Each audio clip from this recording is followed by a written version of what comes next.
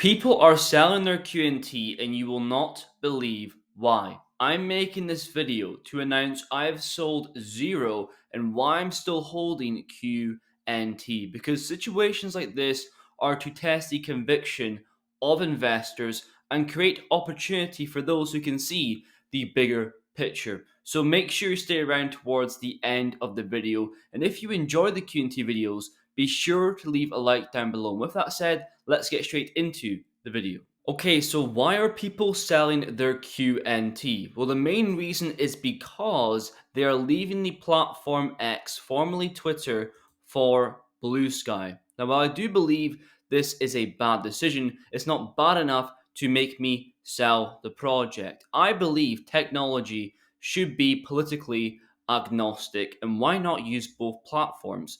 Post on X and Blue Sky, not picking sides, especially when X is the bigger platform by miles. But the reality is, when you invest into a project, you have to think logically. And if them leaving a social media platform is enough to make you sell, well, that's on you. You know, to argue for them, they never posted on X that much anyway. Now, that was a complaint within the community. So there's not that much being missed in the first place. And also, Stan states here one of their main use cases is CBDCs, which is the antithesis to the original idea of cryptocurrency, working with banks and global institutions.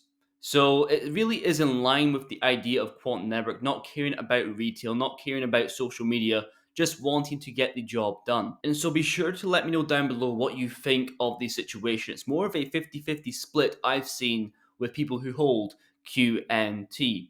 But I do feel a lot of people are using this as a guise or a way out of feeling impatient with QNT. And this is a real problem because opportunity cost is real, and you have other projects like HBAR, which is sort of the sister brother of QNT, and it's going crazy towards a $6 billion market cap.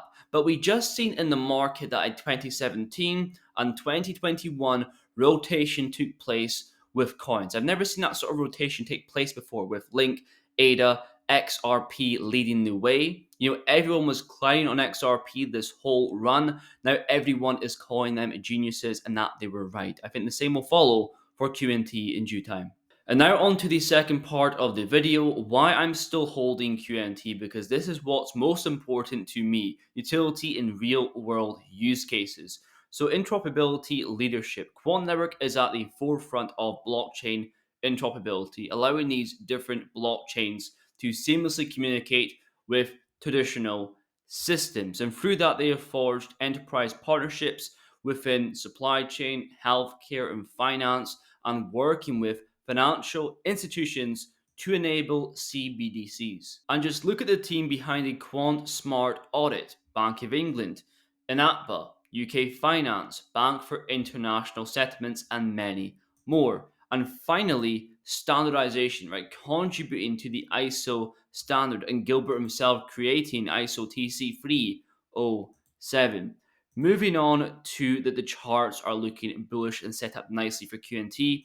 Here we can see that the RSI is about to enter the overbought zone for the first time in quite a while. And contrary to popular belief, this is quite bullish because it is showing momentum. Previous times this happened, QNT was around $230 and $160 per QNT. But both those times, you could argue a bull market was not in place, or at least for altcoins, right? On the total for excluding Bitcoin and Ethereum, although Bitcoin's well and truly through all-time highs, we have still not broken all-time high. So in this surge to the overbought zone, we should exceed both those previous targets. And on top of that, the Bollinger Bands are tighter than ever, indicating an impulsive move on the way. Moving on to the final point we have is that they are constantly hiring, and mainly the positions that they are hiring in, right? Head of partnerships for their existing partnerships or new ones that are on the way.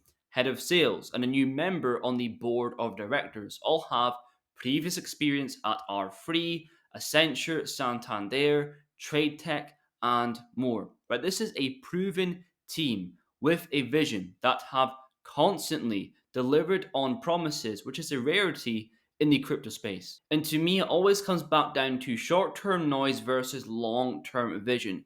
Selling on perceived values, affiliations, is more often not an emotional decision rather than a logical one. Quant is focused on building infrastructure, and I'm focused on investing in projects that do that. Now, to end the video, a great tweet here. Going through the years of investing in XRP, you are more or less an idiot.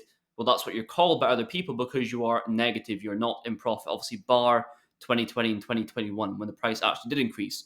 But it's insane how a coin can go down for years on end and reverse all of that price action within a month. That is what has happened with XRP. And I've been talking about these two assets since the inception of this channel, and I believe in both. And I think it's a matter of time for QNT to do the same. So let's wait and find out. But if you made this far in the video, thank you very much for watching. I will see you guys in the next one.